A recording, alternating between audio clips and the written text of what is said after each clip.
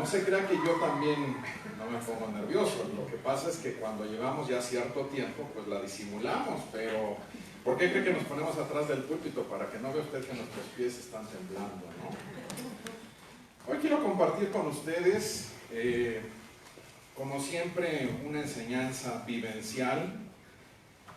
Y cuando me refiero a esto de vivencial, pues es algo que en algún momento de mi vida he experimentado, aguas por las que he navegado, dificultades que he sorteado, y hoy precisamente es una de ellas.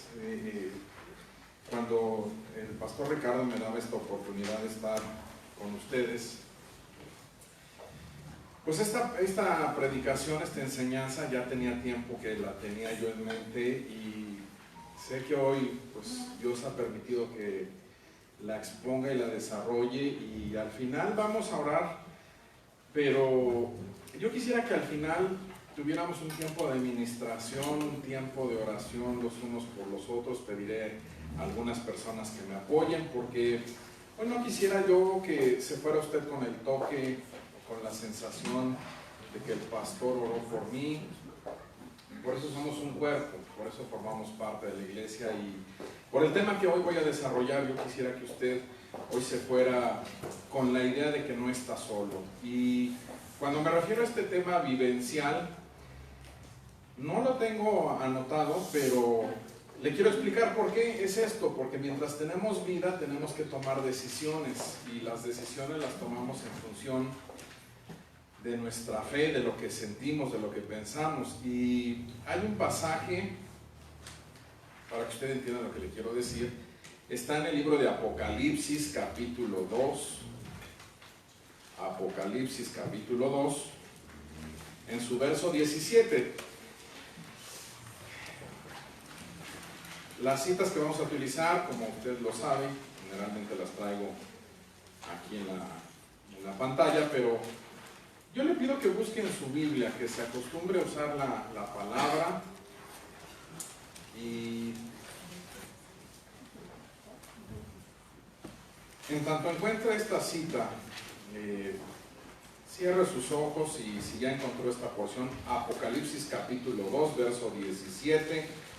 No es la cita que voy a usar de base, pero con esta le voy a explicar el por qué me refiero a temas vivenciales. Cierre sus ojos. Señor, gracias, Padre, porque hoy nos das la oportunidad de estar en esta tu casa. Gracias, Señor, porque podemos meternos en tu palabra, Señor. Y, Señor, el tema que hoy voy a compartir, lo que tú quieres hablar hoy a tu iglesia, en especial por alguna persona que se encuentra en desesperación, por alguna persona que hoy está pensando renunciar a todo, y que incluso, Señor, pudiese estar pensando en terminar con su vida. Te pido, Señor, que lo que hoy se ha expuesto, lo que hoy se ha hablado, Señor, no sea de mi intelecto. Si bien es cierto, tú me has dado esa capacidad, pero, Señor, que sea tu palabra hablando a quien hoy necesita escuchar esto. En el nombre de Jesús te lo pido. Amén. Amén. Le decía yo, esta parte vivencial, todas mis predicaciones, todas mis enseñanzas, no solamente lo que hoy expongo, sino lo que generalmente predico, es porque en algún momento he pasado por una situación como esa. Le llevé a este pasaje de Apocalipsis capítulo 2, verso 17, porque, mire, por ejemplo, en este pasaje, usted y yo ya no vamos a poder hacer nada, ¿por qué? Porque esto será en la eternidad, y en este tiempo es cuando usted y yo tomamos decisiones y hacemos algo con nuestra vida. Mire, dice, el que tiene oído, oiga lo que el Espíritu dice a las iglesias. Al que venciere, daré a comer del maná escondido, y le daré una piedrecita blanca, y en la piedrecita escrito un nombre nuevo, el cual ninguno conoce, sino aquel que lo recibe. Como que es un pasaje así no tan sencillo, ¿verdad? Como que, pues bueno, en eso usted y yo en un momento despertaremos en la eternidad. sea porque este planeta Tierra llegue a su apocalipsis o el apocalipsis nos llegue a cualquiera de nosotros. Entonces, de ahí que yo siempre comparto de algo que he pasado y que he experimentado, y el tema de hoy justamente surgió cuando veía yo un espejo retrovisor. De pronto la inspiración para compartir, no se crea que es algo así súper especial. De pronto Dios, cuando decide hablar a mi vida, lo hace de forma muy sencilla y con cosas del diario vivir. Y este es uno de esos temas. Justamente le puse por título a este pasaje o esta enseñanza: ¿qué dice el espejo de ti? Y un espejo nos ayuda, ¿no?, a ver la imagen, lo que somos. Y ahora que está empezando esto de la feria, no sé si todavía al día de hoy haya una casa de los espejos, ¿no? Que pues lo gracioso es entrar ahí y que nuestra imagen se ve distorsionada, ¿no? De pronto muchos de nosotros queremos comprar alguno de esos espejos que está ahí, porque nos plantamos frente al espejo y de pronto, si estamos bendecidos, pues bueno, nos reduce muchos kilos, ¿no?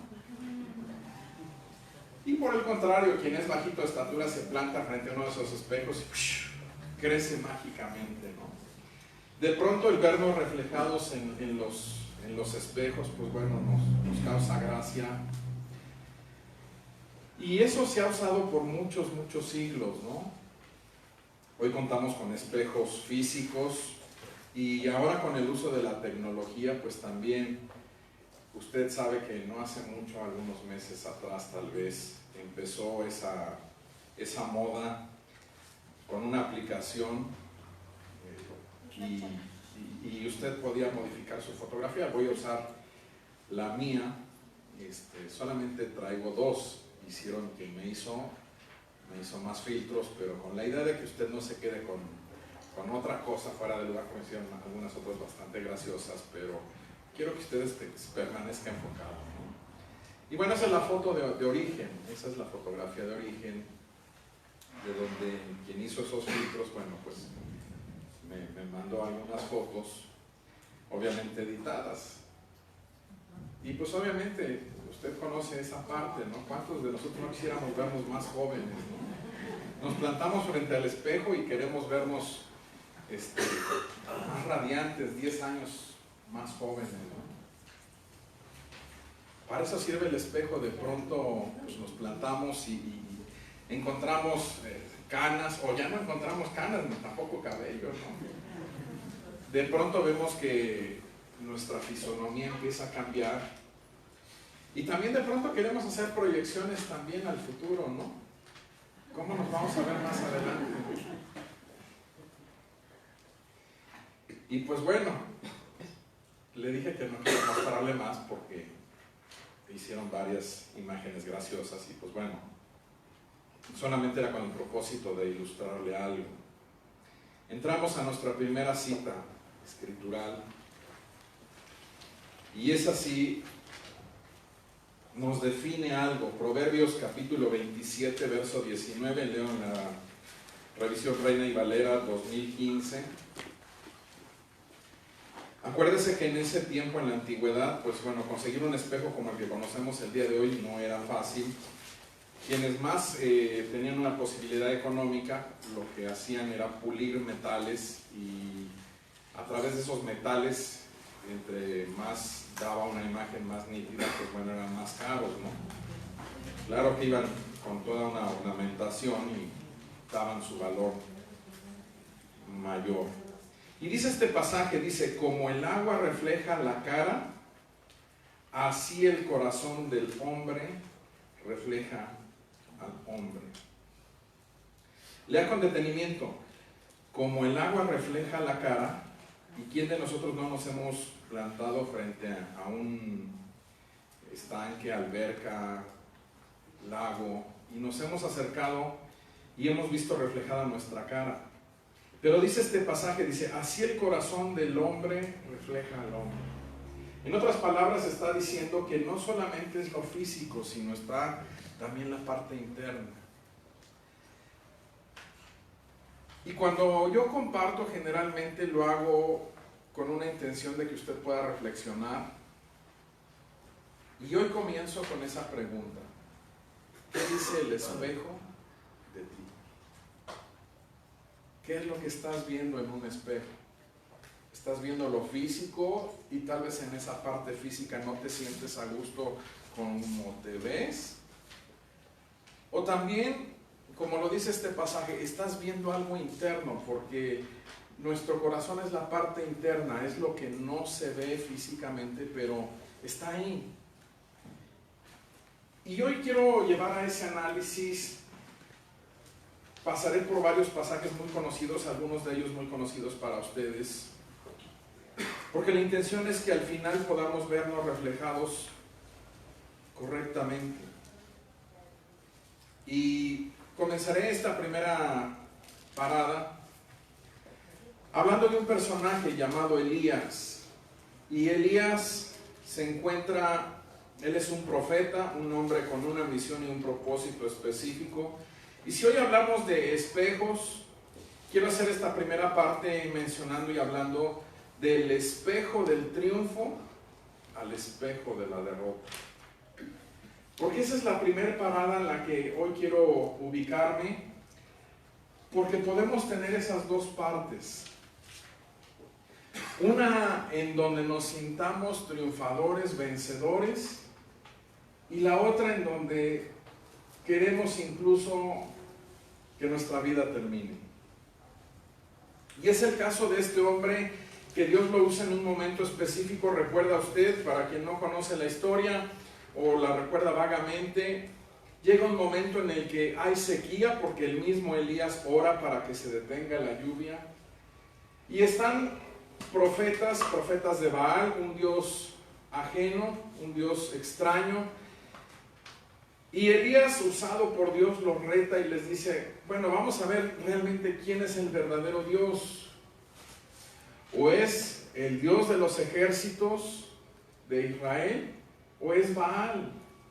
Y los reta y les dice: vamos a ver cuál es el Dios verdadero. Y después de ese momento tan especial, ubicado en el primer libro de los Reyes, capítulo 18, verso 30, búsquenlo en su escritura. Primer libro de los Reyes, capítulo 18, verso 30. Dice este pasaje: entonces dijo Elías a todo el pueblo: acercaos a mí. Y todo el pueblo se le acercó, y él arregló el altar de Jehová que estaba arruinado.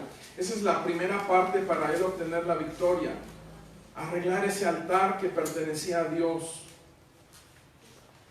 Y tomando Elías 12 piedras conforme al número de las tribus de los hijos de Jacob, al cual había sido dada palabra de Jehová diciendo: Israel será tu nombre. Preparó luego la leña y cortó el buey en pedazos y lo puso sobre la leña. Tenían que ofrecer un sacrificio. Y vea cómo desafía lo natural, puesto que pide que incluso ese holocausto sea mojado. Dice el verso 34: y dijo: llenad 4 cántaros de agua y derramarla sobre el holocausto y sobre la leña. Y dijo: hacedlo otra vez. Y otra vez lo hicieron. Y dijo aún: hacedlo la tercera vez. Y lo hicieron la tercera vez. Recuerde usted, era tiempo de escasez, era tiempo de sequía, y Elías pide que mojen ese holocausto. Verso 35 dice: de manera que el agua corría alrededor del altar, y también se había llenado de agua la zanja. Cuando llegó la hora de ofrecerse el holocausto, se acercó el profeta Elías y dijo: Jehová, Dios de Abraham, de Isaac y de Israel, sea hoy manifiesto que tú eres Dios en Israel, y que yo soy tu siervo, y que por mandato tuyo he hecho todas estas cosas. Vea cómo Elías da la honra y la gloria a Dios y le dice: si yo estoy haciendo esto es porque tú me lo has pedido. Verso 37 dice: respóndeme, Jehová, respóndeme, para que conozca este pueblo que tú, oh Jehová, eres el Dios, y que tú vuelves a ti el corazón de ellos. Dios le da esta encomienda a Elías Era algo sobrenatural, era algo que nunca había sido visto. Y he puesto este énfasis en el verso 38. Entonces cayó fuego de Jehová y consumió el holocausto, la leña, las piedras, el polvo, y aún lamió el agua que estaba en la zanja. Viéndolo todo el pueblo se postraron y dijeron: Jehová es el Dios, Jehová es el Dios. Entonces Elías les dijo: prended a los profetas de Baal para que no escape ninguno. Y ellos los prendieron y los llevó Elías al arroyo de Sixón y ahí los degolló.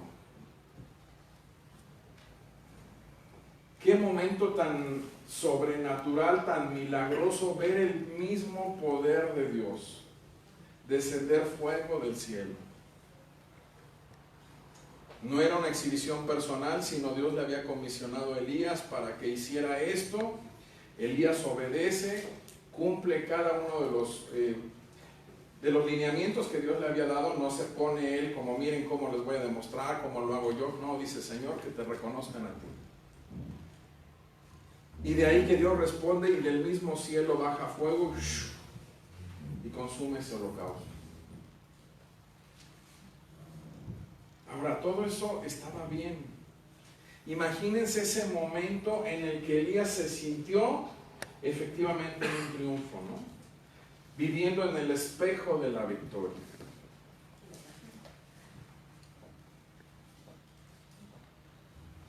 Esa imagen nos dice mucho, ¿no?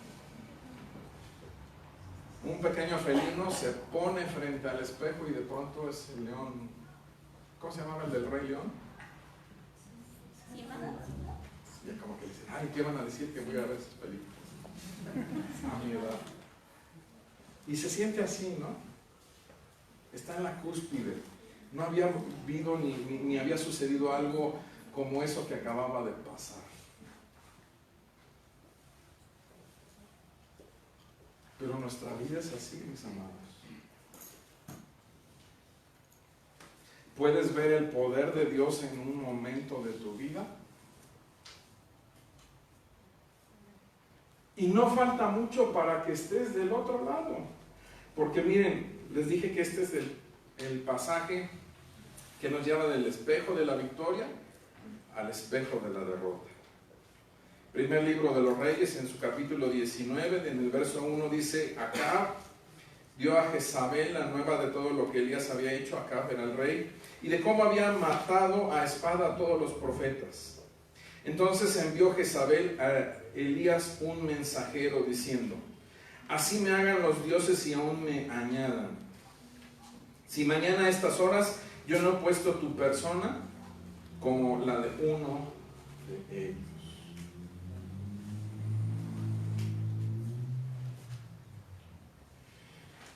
Unas simples palabras. El miércoles el grupo de los 33 nos decía en ese ámbito familiar: ten cuidado como padre, como esposo, como hijo, como hermano.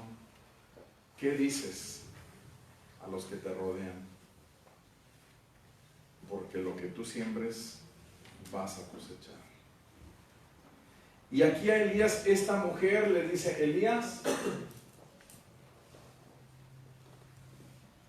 por lo que tú has hecho, así también pagarás. Tú también a esta hora, mañana, estarás muerto. Y ese rumor corre, llega con Elías y dice: viendo pues el peligro, se levantó y se fue para salvar su vida, y vino a Beerseba, que está en Judá, y dejó ahí a su criado. Vea usted que el primer punto es que él se llena de temor. Consecuencia de eso, él sale huyendo y se queda solo, porque aquí dice la palabra que dejó a su criado, a quien le acompañaba. Ojo, si estás viéndote o te estás comenzando a ver en ese espejo de la derrota, cuida que no estés solo. Por eso le dije que al final no voy a ser yo el que ore por ustedes, sino muchos de ustedes les voy a pedir que oren por alguien, para que sientas que no estás solo en casa de oración. No escuché ningún amén. Amén. Verso 4 dice, y se fue por el desierto un día de camino, y vino y se sentó debajo de un enebro, y deseando morirse dijo, basta ya, oh Jehová, quítame la vida, pues no soy yo mejor que mis padres. Si yo no le hubiera dicho, y si usted no conociera la historia de Elías, en el momento anterior, ¿qué pensaría de este episodio de la vida de Elías? Que nunca había conocido la victoria, que no sabía cumplir con el propósito de Dios, pero Elías sabía perfectamente y entendía la voluntad de Dios y le servía fielmente.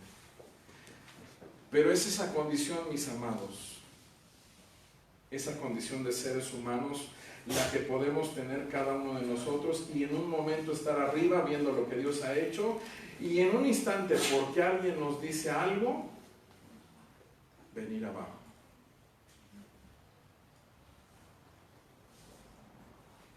Vea cómo le dice aquí Elías a Dios, dice, mejor quítame la vida. Un siervo de Dios diciéndole eso al Creador. Parece totalmente fuera de lugar. ¿Qué pasó con Elías? Se empezó a mirar en el espejo de la derrota. En nada se parece la imagen que vimos anteriormente, ¿verdad? Elías se encuentra ahora deprimido, y yo le voy a pedir, acabo de decir esa palabra, deprimido, y de pronto somos nos sentimos tan capacitados para poder dar un diagnóstico de las personas. Hay una gran diferencia entre sentir tristeza a estar deprimido. De pronto a todo mundo, por alguna circunstancia, lo vemos mal y, oye, ¿qué te pasa? Pues es que estoy en la depre, estoy deprimido.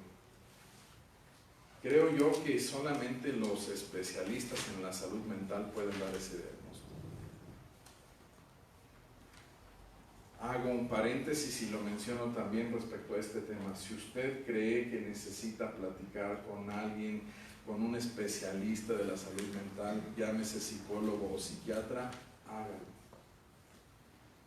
Sé que esto puede ser contradictorio, sé que esto puede ir en contra de muchas escuelas de fe, pero cuando usted tiene una muela picada, usted va con el dentista. Usted puede orar para que Dios le quite el dolor, pero esa muela la tiene que arreglar. Si usted necesita esa parte, hágalo. No, Dios no está peleado con eso. Sí, tenga cuidado con qué especialista va. No vaya a empezar a ir con alguien que le diga, bueno, es que tú en tus vidas pasadas hiciste esto, aquello y lo otro, y hoy reencarnaste en esto y en lo otro, y le avienta un rollo en el cual usted quede peor. No busque esa gente. Hay profesionales de la salud con una escuela y una doctrina cristiana que le pueden ayudar. Recuerde, yo le estoy diciendo esto porque Elías se quedó solo. Y hoy mi intención es que usted encuentre y sepa que Dios no le ha dejado solo y que hay gente a su alrededor. Si usted está pasando por un momento de derrota, busque ayuda. ¿Qué pasaba con Elías?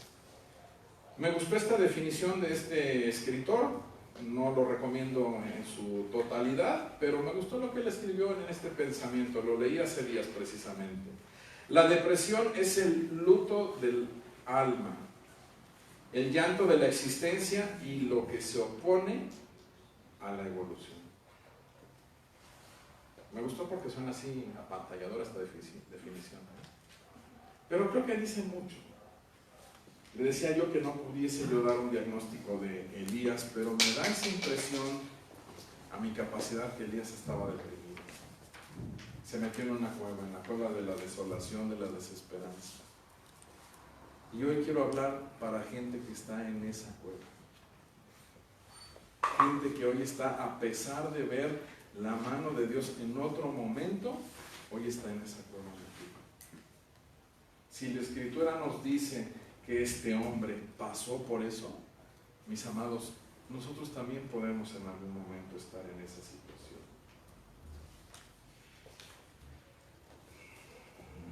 Me encanta lo que sigue adelante, porque en medio de esa cueva Dios te busca. En medio de ese momento Dios no te abandona. Y lo que hoy quiero rescatar de esta lección es que donde tú te encuentres, Dios te va a buscar. Y que Dios va a usar lo que tenga que usar para sacarte de esa cueva. Mire, dice el verso 11, dice, Él le dijo, lo dice y lo traduce así Reina y Valera: sal fuera y ponte en el monte delante de Jehová. Y aquí que Jehová que pasaba, y un grande y poderoso viento que rompía los montes y quebraba las peñas delante de Jehová, pero Jehová no estaba en el viento. Tras el viento un terremoto, pero Jehová no estaba en el terremoto. Y tras el terremoto un fuego, pero Jehová no estaba en el fuego. Y la última parte de este verso dice: y tras el fuego un silbo apacible y delicado. Yo le dije, si usted necesita ayuda, busque ayuda. Pero aquí encontramos al mejor terapeuta, que es Dios.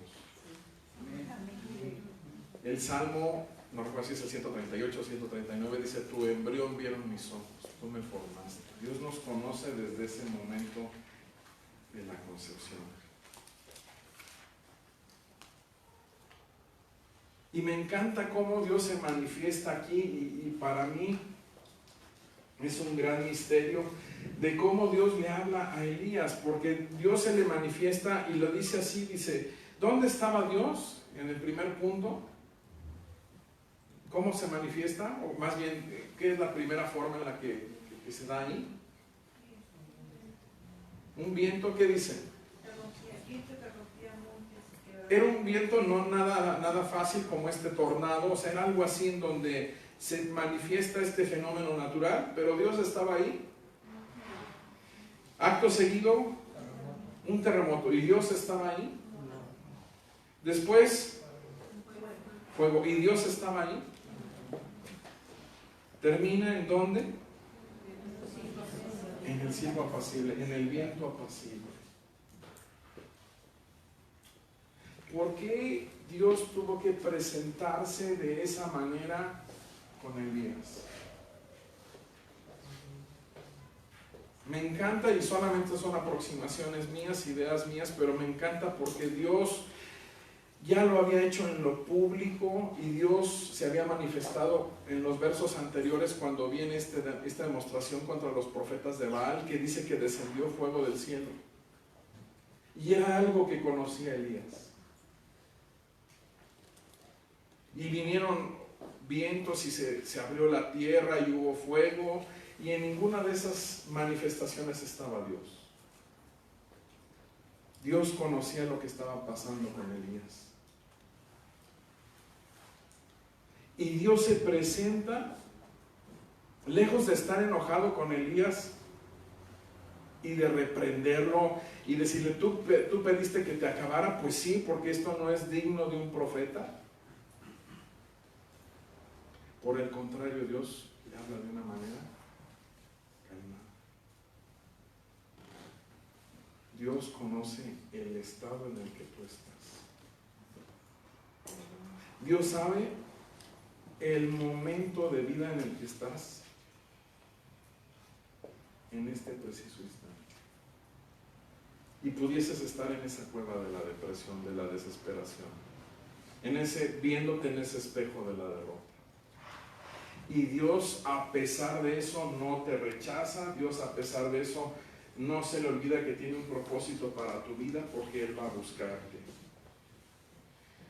Verso 13 dice: cuando lo oyó Elías, cubrió su rostro con su manto y salió y se puso a la puerta de la cueva. Y he aquí vino a él una voz diciendo: ¿qué haces aquí, Elías?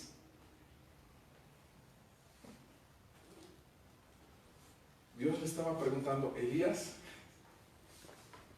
este no es el lugar en el que yo te quiero ver. Y al final terminaremos haciendo esa pregunta con cada uno de sus nombres. Y usted se debe de preguntar si está en el lugar correcto.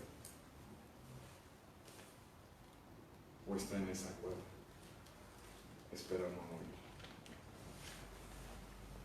Dios le pregunta a Elías, ¿qué haces aquí, Elías? Verso 14. Él respondió, vea lo que había en su corazón, había amargura, había resentimiento, había miedo. Dice, he sentido un vivo celo por Jehová, Dios de los ejércitos, porque los hijos de Israel han dejado tu pacto, han derribado tus altares y han matado a espada a tus profetas, y solo yo he quedado y me buscan para quitarme la vida. Vean lo que Elías le está diciendo a Dios. De pronto, si hubiésemos sido nosotros los que estamos teniendo ese diálogo, esa interlocución, ¿qué le hubiéramos dicho a Elías? Se hubiéramos rascado la cabeza y... Elías, ¿qué no acabas de ver lo que pasó? ¿Ya se te olvidó, Elías? Por eso Dios se manifiesta en un silbido apacible. Porque a pesar de lo que Elías estaba sintiendo y diciendo, Dios no estaba enojado con él. En ese momento lo que Elías necesitaba era ese apapacho y ese abrazo de Dios. Por eso llega de una forma apacible.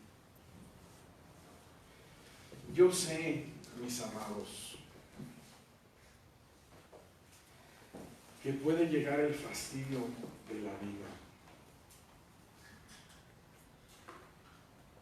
Yo sé que puede llegar ese momento en el que hay cosas en tu persona que te han cansado, te han agotado. Puede ser que sirvas a muchos, pero te has olvidado de servirte a ti mismo, de descansar, de reposar, de nutrir tu alma.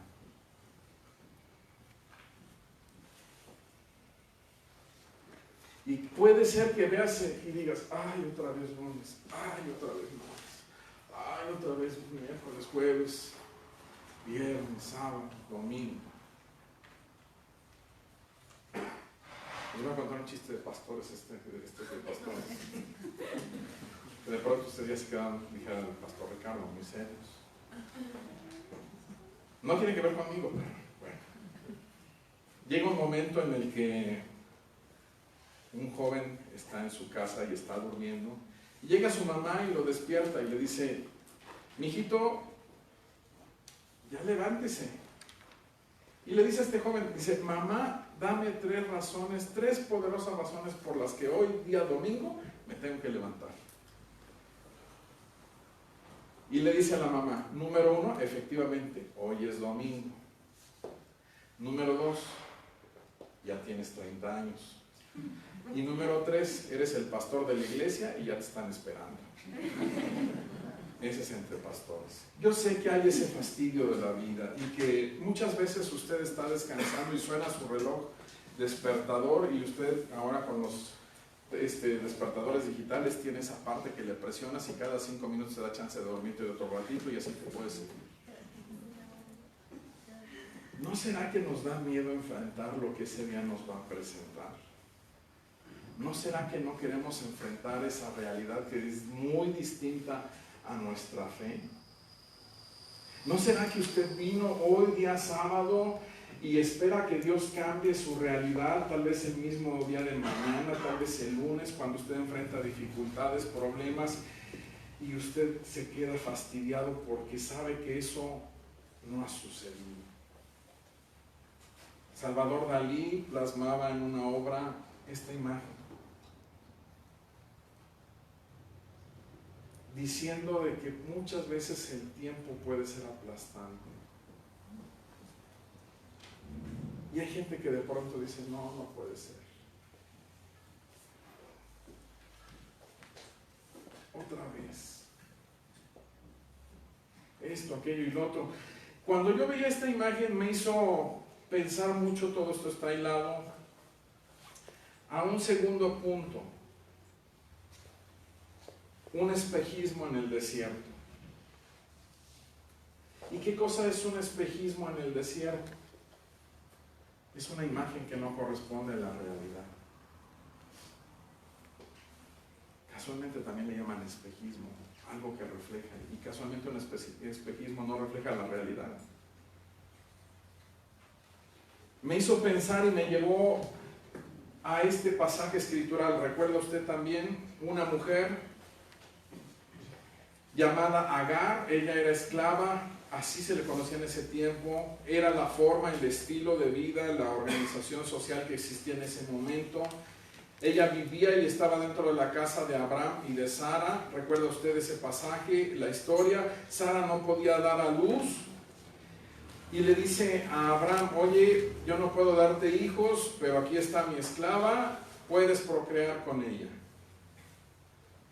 La historia dice en Génesis capítulo 21, verso 13, dice: después de que este niño nace, llamado Ismael, recuerde usted, él no era el hijo de la promesa, pero de todas maneras Dios tiene cuidado de él y lo vamos a ver. Vea este momento.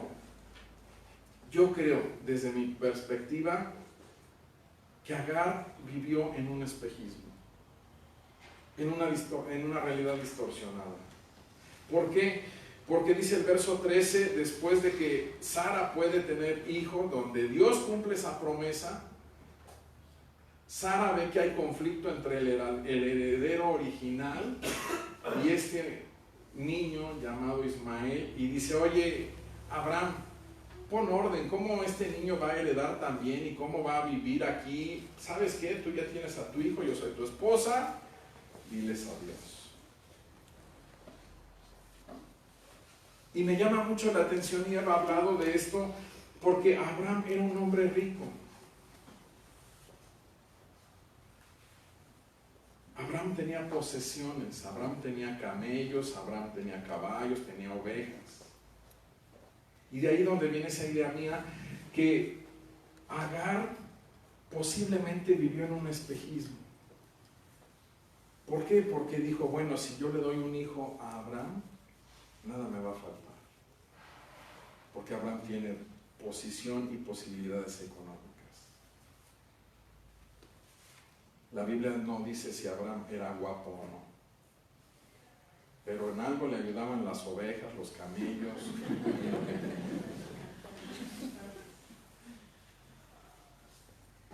Y me llama la atención porque mire, después de todo eso, cuando le dice a Abraham: pues bueno, sí, tiene razón, y Dios dice: bueno, está bien, hazle caso a tu mujer. Pero vea lo que pasa aquí, verso 13, dice: también del hijo de la sierva haré una nación.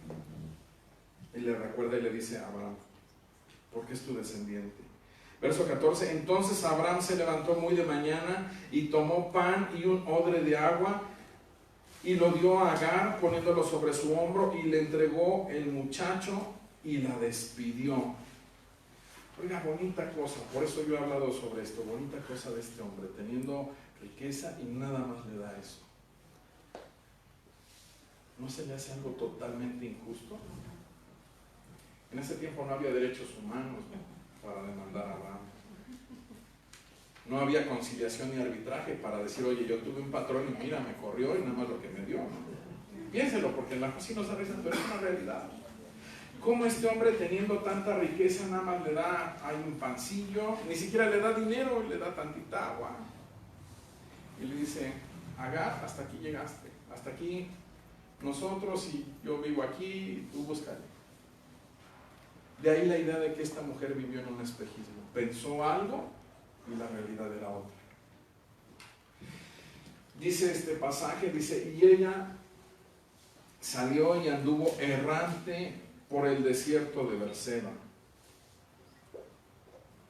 ¿Qué hace un espejismo? Desorientarte. Tú crees que hay algo seguro, que hay un oasis, y tú llegas a ese punto y te das cuenta que no hay nada. Esto le pasó a esta mujer. Verso 15, y le faltó el agua del odre, y echó al muchacho debajo de un arbusto, y se fue y se sentó enfrente, a distancia de un tiro de arco, porque decía: no veré cuando el muchacho muera. Y ella se sentó enfrente y el muchacho alzó su voz y lloró. Piense un poquito en esta imagen, lo que estaba sucediendo era una verdadera tragedia. Otra vez se hace presente ese espíritu de muerte. Con ese sueño de Agar, porque ella había concebido y había tenido un hijo, y ahora ese hijo estaba amenazado de muerte. Y ella dice, no quiero ver cuando esto acontezca, me voy a separar, me voy a poner distancia. Y me encanta una vez más cómo ese Dios en el que usted y yo creemos los busca. Por eso vuelvo a hacer esta segunda invitación en medio del desierto donde tú puedes estar, tal vez en medio de un espejismo en donde creíste algo, tuviste la certeza, pensaste que algo se iba a dar de cierta manera en tu vida y hoy te das cuenta de que era una ilusión. Y hoy puede ser que estés ya esperando morir. Este niño levanta y alza su voz y lloró. Verso 17. Y oyó Dios la voz del muchacho, y el ángel de Dios llamó a Agar desde el cielo y le dijo: ¿qué tienes, Agar? No temas, porque Dios ha oído la voz del muchacho en donde está. Así es que en esta noche yo te voy a pedir que tú levantes ese clamor y donde tú estés, le digas: Señor, aquí estoy. Creo que las cosas no han salido como yo pensaba, creo que lo que creí que se iba a dar no se dio, y Señor, estoy errante y estoy desorientado en este desierto y no sé qué va a pasar conmigo, y posiblemente me empiezan a rodear esos buitres, esos opilotes esperando mi muerte. Pero levanta tu voz y donde estás, Dios te va a oír. Amén. Verso 18 dice: levántate, alza al muchacho y sosténlo con tu mano, porque yo haré de él una gran nación. Amado hermano, lo que hoy Dios te está hablando a tu vida, tómalo como una promesa para cuando estés o en la cueva de la desesperación o en el desierto errante, te tomes de eso y digas: porque yo haré de él una gran nación, porque es una promesa de Dios. Verso 19, entonces Dios le abrió los ojos y vio una fuente de agua, y fue y llenó el odre de agua y dio de beber al muchacho. Y note cómo Dios está manifestándose. Verso 20 dice: y Dios estaba con el muchacho, y creció y habitó en el desierto y fue tirador de agua. No es que Dios cambie las circunstancias alrededor tuyo, porque respeto, valoro a quien tiene esa gallardía de dejar su tierra e irse a los Estados Unidos a buscar una mejor vida, el sueño americano. Pero en medio del desierto, donde tú hoy puedes decir: es que en México la economía no es un buen lugar para invertir, no hay trabajo, no hay esto, aquello y lo otro, es que aquello, bla, bla, bla. En medio del desierto, lo que importa es que Dios esté contigo. Porque dice esta escritura que Dios le abrió los ojos, encontró de dónde hacerse de un recurso para vivir, y creció, dice ahí, creció en el desierto. Así es que en medio del desierto tú también puedes crecer. En medio de donde no hay nada alrededor tuyo, Dios puede ser. Dios puede abrir puertas de oportunidad. Y voy a esta última porción. Recuerde usted, hoy estamos tomando como base esto de los espejos. Y en esta última parte, que me llevó a otra cita, dice: un reflejo no muestra la profundidad que hay del otro lado. Y en esa imagen podemos ver a alguien acercándose a la orilla del lago porque está apacible, y cuando se asoma puede ver su rostro. En ese caso y en ese ejemplo en específico, dice este punto, dice, un reflejo no muestra la profundidad que hay del otro lado. Tú te plantas y tú lo ves, pero hablando de un lago, hablando de un río, puedes dimensionar y ver lo que está más abajo. ¿Saben que eso les pasó a los discípulos de Jesús? Lucas capítulo 5, verso 4, hablando de ese tedio por la vida, Jesús va con gente que sabía lo que hacía. Ellos eran pescadores. Y dice Lucas capítulo 5, verso 4, cuando terminó de hablar, se refiere a Jesús, dijo a Simón, boga mar adentro y echad vuestras redes para pescar. Y allí es donde resalto este punto, gente que sabía lo que hacía y gente que hoy, como ustedes, se pueden estar sintiendo hastiados de la vida porque llevan haciendo y haciendo cosas y no ven resultados. Verso 5 dice, respondiendo Simón le dijo, Maestro, toda la noche hemos estado trabajando y nada hemos pescado. Hoy Dios tiene una palabra para esa gente que se levanta cada mañana y que cuando ve el reloj despertador y que cuando ve su realidad y cuando ve todo lo que gira alrededor de él, se siente fastidiado. Y que de todas maneras va al trabajo, a su negocio, a la oficina, si desarrolla un ministerio, y dice,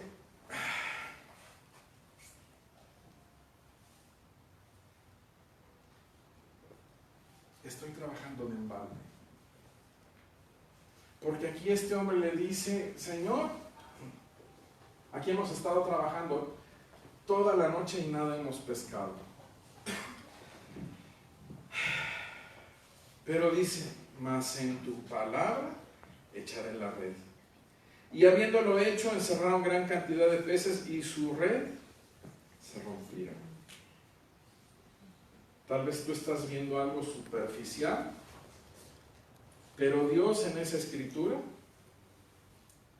el Señor Jesús sabía todos los peces que estaban abajo. Sabía la profundidad. Y por eso le dice, echa tu red. Porque Dios se encargó de traer esa profundidad a esos peces para que fueran capturados. Tal vez hoy no estás viendo con la óptica correcta delante de un espejo y estás viendo nada más lo que tienes, perdón por la expresión, frente a tu nariz. Pero se te olvida de lo que hay del otro lado.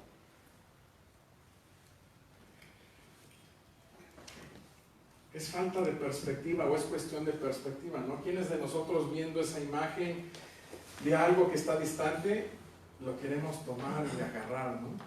Y esa imagen nos da el ejemplo, ¿no? De cuando de pronto queremos tomar una nube. Y la nube está distante, pero bueno, es una cuestión de perspectiva, de óptica. Estoy casi concluyendo. A Elías se le olvidó, capítulos anteriores antes de esta historia donde hoy los ubiqué, se le olvidó esto. Elías había vivido y experimentado esto. Me da emoción porque cada uno de nosotros, de ahí es donde digo que esta parte es vivencial. Dios ha hecho cosas con cada uno de nosotros, somos un testimonio vivo. Yo soy un testimonio vivo. Pero se nos olvida. Cuando llega esa depresión, cuando llega la muerte, cuando tú ves el desierto a tu alrededor, cuando tú trabajas y salgas la red vacía, se te olvida lo que Dios ha hecho antes. Aquí a Elías se le olvidó y por eso me gusta este pasaje, porque dice, Elías ora por lluvia, primer libro de los Reyes, capítulo 18, verso 41 al 46. Ponga atención porque hay algo que Dios quiere decirle esta noche. Dice, entonces Elías dijo a Acab, sube, come y bebe, porque una lluvia grande se oye.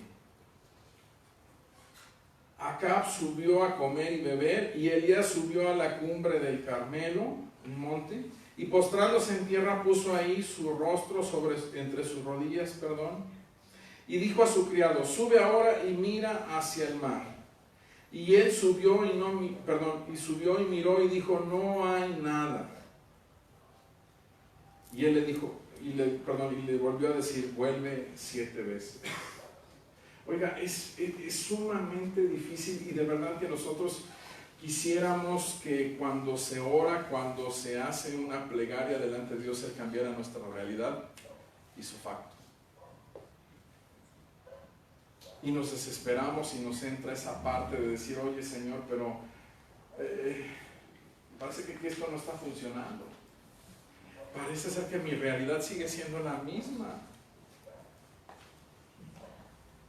Imagínense cuando este hombre le dice: ve y ve si ya viene la lluvia. Y con un pesimismo regresa y le dice: no hay nada. No hay nada. Elías le dice: vuelve 7 veces. Si hoy comenzaste una oración, si este año comenzaste una oración de hay algo en tu corazón, no te desanimes. Por eso tomé este pasaje, porque saben, entramos a esta temporada también del otoño en donde muchas cosas se caen. Nuestros sueños vienen abajo, porque entramos a octubre y decimos: oye, todo lo que me propuse para este 2019, en enero empecé bien, con mucha emotividad y echándole ganas, y ya estamos en octubre y ya que nos falta noviembre, diciembre, y no lo logré. Aquí le dice: vuelve 7 veces. Tú ve. Verso 44, a la 7ª vez dijo: veo una pequeña nube como la palma de la mano de un hombre que sube del mar. Y él dijo: ve y di acá, unce tu carro y desciende para que la lluvia no te ataque. ¿Qué era lo que estaba viendo? Una pequeña nube. Era cuestión de perspectiva. Y yo quiero que usted piense un momento, porque hay cosas que Dios tiene para cada uno de nosotros, por las que tú estás orando y que no las ves. Y que al mucho dices: pues yo veo allá a lo lejos una pequeña nube. Pero ¿qué puede hacer esa pequeña nube? Es cuestión de perspectiva. ¿Dónde estás tú? ¿Por qué? Dice el verso 45. Aconteció, estando en esto, que los cielos se oscurecieron con nubes y viento, y hubo una gran lluvia. Y subiendo Acab, vino a Jezreel. Y la mano de Jehová estuvo sobre Elías, el cual ciñó sus lomos, y corrió delante de Acab hasta llegar a Jezreel. ¿Qué te quiero decir en esta noche? Dios está obrando, Dios está haciendo a la distancia. Y Dios tiene nubes cargadas de lluvia, de bendición para ti. Amén. Que tú las veas a lo lejos es cuestión tuya. Pero eso no implica que no sea una realidad en los tiempos de Dios. Termino con un último ejemplo. Y de aquí es donde surgió todo este mensaje. Cuando vi en mi automóvil el espejo retrovisor y abajo una pequeña leyenda que dice: los objetos están más cerca de lo que aparentan. Quise traer un espejo retrovisor, no pude conseguirlo, y ahorita que llegué a casa de oración vi un coche, pero el policía me dijo: oiga, ¿qué va a hacer? Digo: es para un ejemplo. Dice: no. Claro que no iba a ser el mío.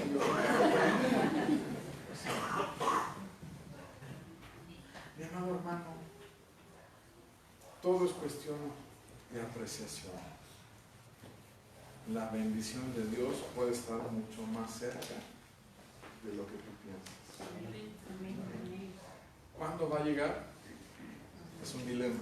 Es ese Dios actuando en tu vida, y que tú no lo veas y que tú no pienses que Dios no está, o que pienses que Dios no está trabajando. Eso no tiene que ver con Dios. Dios está haciendo cosas, está trabajando. Simplemente eso te alcanzará. Conclusión. ¿Qué aprendemos de todo esto? ¿Cómo estamos el día de hoy ante esta situación?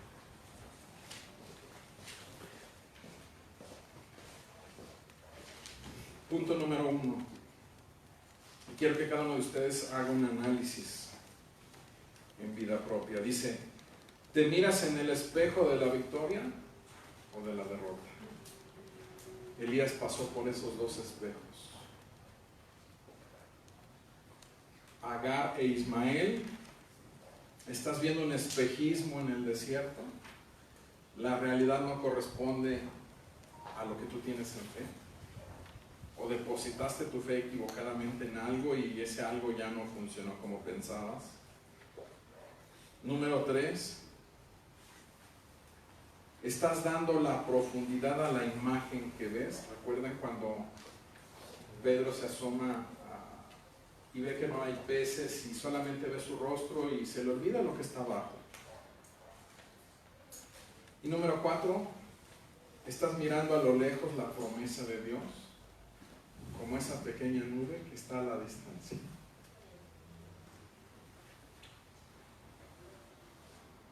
Esas 4 preguntas pueden ser válidas y tomar contexto correcto en nuestra vida, y cada uno de nosotros sabemos dónde nos encontramos.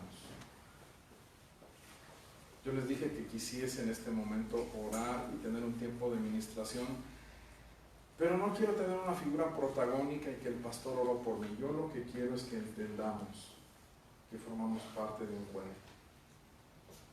Y que si tal vez no tienes la confianza de decírmelo a mí o de platicarlo con el pastor Ricardo, te puedes acercar a alguien con el que tú tienes amistad. Y decirle, ¿sabes qué me está pasando esto? Pediré a quienes escuchen, a quienes reciban el corazón expuesto de alguien, a que no hagamos chisme, a que no hagamos mofa, o que terminando la reunión, oye, que ni sabes qué me contó fulanito, oye, pero yo pensaba que... No, si alguien está abriendo su corazón es para que tú lo ayudes. La palabra dice sobrellevar las cargas los unos de los otros. Yo quisiera invitarles en este momento a que se pongan de pie.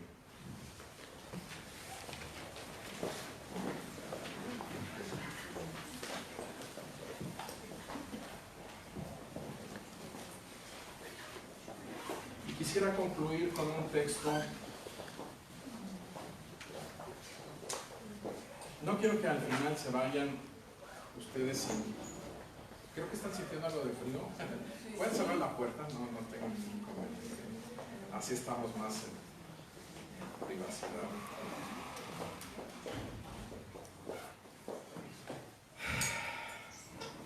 Mire, ¿cómo es ese Dios en el que usted y yo creemos? Por eso venimos aquí. De formación, yo estoy de contaduría. No soy bueno en la contaduría, no. Sinceramente, no sé nada. Dios me dio oportunidad de estudiar otras cosas y bueno, ya ahí voy con nosotros. Pero algo aprendí, cuando usted suma, cuando usted multiplica y pone un 0, eso le va a dar siempre 0, ¿no? Creo que si no me fallan las matemáticas, que yo le clarifico, soy bueno en matemáticas. Pero este pasaje que vamos a ver nos da esa clara idea. Isaías capítulo 40, verso 29. Dice este pasaje: Él da esfuerzo al cansado y multiplica las fuerzas al que no tiene ninguna. En mi ecuación, en mi fórmula matemática, si yo le pongo 0 y lo quiero sumar, no me va a dar 0, porque no hay de dónde, hay un vacío. Pero en las matemáticas y en las cuentas de Dios, aunque tú no tengas, Dios sí tiene. Si hoy tú no tienes fuerza para seguir adelante en tu vida, si la vida te está pesando. Hoy somos solamente nosotros los que estamos de casa, somos creyentes y de pronto te puede pasar esto. A Elías le pasó. Una parte en el Nuevo Testamento dice, si Elías, sujeto a las pasiones terrenales, a las situaciones muy humanas, dice, oró y Dios le contestó. Si hoy tú oras, Dios te puede contestar. Si hoy tú no tienes, y de ahí esta palabra para quien hoy no tiene ánimo para seguir adelante.